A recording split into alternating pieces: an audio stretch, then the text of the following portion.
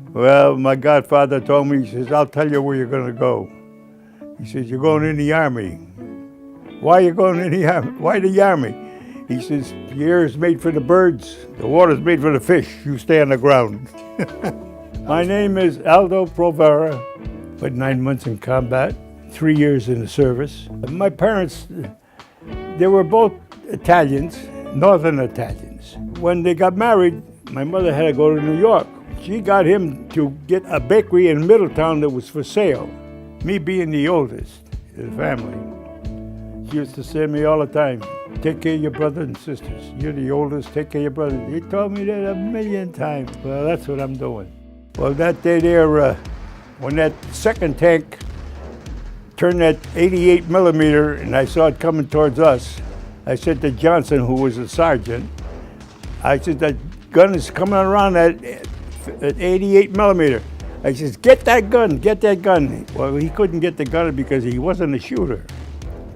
And the regular shooter didn't, I don't know where he was, but that was it. There was only two of us at the gun.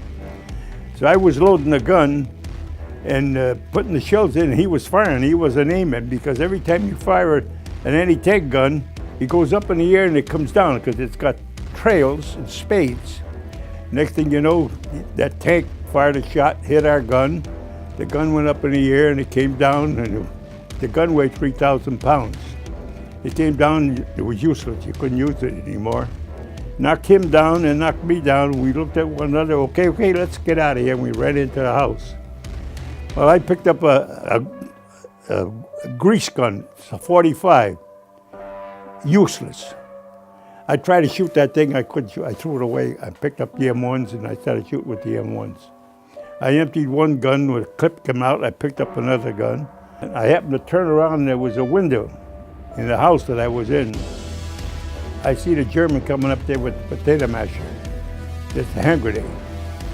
And I says, oh, I told everybody in there, I says, get out, get out, get out. I said, he throws that through the window, he's gonna kill everybody with that potato masher. So we got out, and that's how come we became prisoners. I would have shot this guy, and then I would have shot the officer. Then we wouldn't have been captured if I did that. All right, I didn't do it, we got captured. They walked us 3 or 4 days and nights. It was right at the end of the war. See, the war ended May 8th. We were captured May 4th.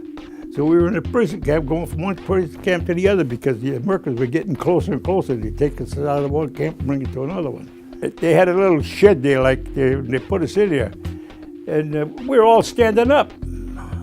So I said, oh, the heck with this, I'm going to lay down. So I would try to lay down. I don't know what come out of that wood or something. Bit the hell out of me. I had to get up and get out of there. I had to stand up. You couldn't do it. You had to sleep standing up. Try it sometimes. You can't do it. It's tough. I went down into the cellar, and I found some potatoes, and I found some onions down there.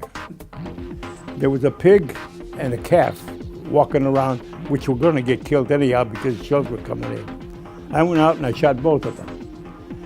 So I made steaks out of the calf, and the pig, I cut it open, and I took all the fat off of it, and I melted it down, and I made French fries. So he smelled it, and he came down, and he says to me, Pro, what are you cooking? I said, you want some? He said, yes. I gave him some. And he ate it. And he ate it good. He said, boy, he said, that good. He said, what is it? That's calf's kidney. So he was up there 2 or 3 hours later, he came down, he said, no kidding, what was that I had? I told you what it was.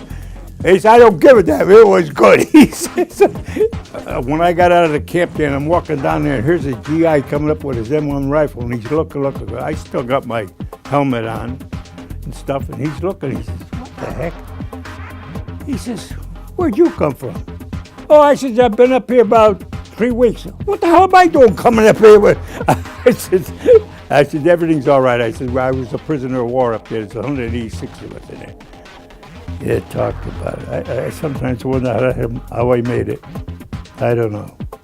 I was a police officer for a year, and I liked it. I liked being on the police force.